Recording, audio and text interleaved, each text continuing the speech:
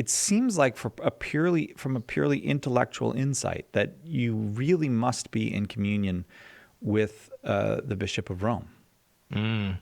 That's the deal breaker for me. That's the main reason why I return to communion with Rome, is because, long story short, if we look at what Christ did in the first century, he established a church.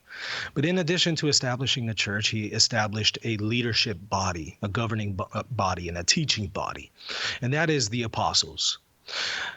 In addition to that, though, he placed St. Peter at the head of the apostles in leadership. And that didn't die out in the first century. I mean, it would be absurd to establish a church with a leadership structure that dies out within a few hundred, well, not even, within a few decades.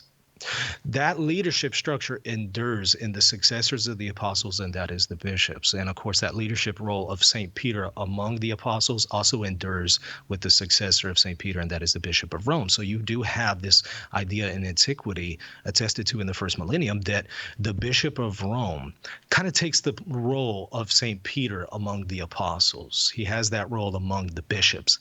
And union with the Bishop of Rome is essential to union with Christ's church. And you can see this attested to, for example, in what's called the Formula of Hermisdus, which ended a schism in the 5th century, which many Orthodox, well, I should say many Eastern bishops signed. And again, this formula notes that to be in communion with the Catholic Church, it's essential to be in communion with the Apostolic See, namely the Bishop of Rome.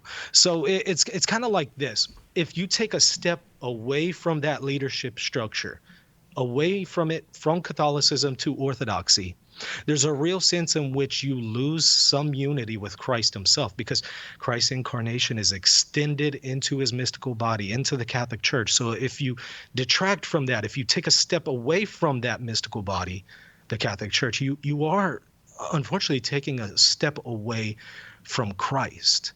And I think that that's the problem that Catholics find themselves in if they are tempted to go the Eastern Orthodox route. They would effectively be taking a step back from their unity with Christ. And that's one of the most problematic aspects of Catholics who go to Eastern Orthodoxy.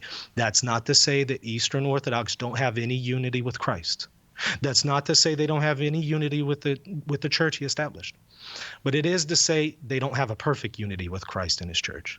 It is to say that there is something vital lacking, and it's not within God's will for us to fall away from that. I mean, we should want to be perfectly within God's will. So we should want to be perfectly united with him and his church.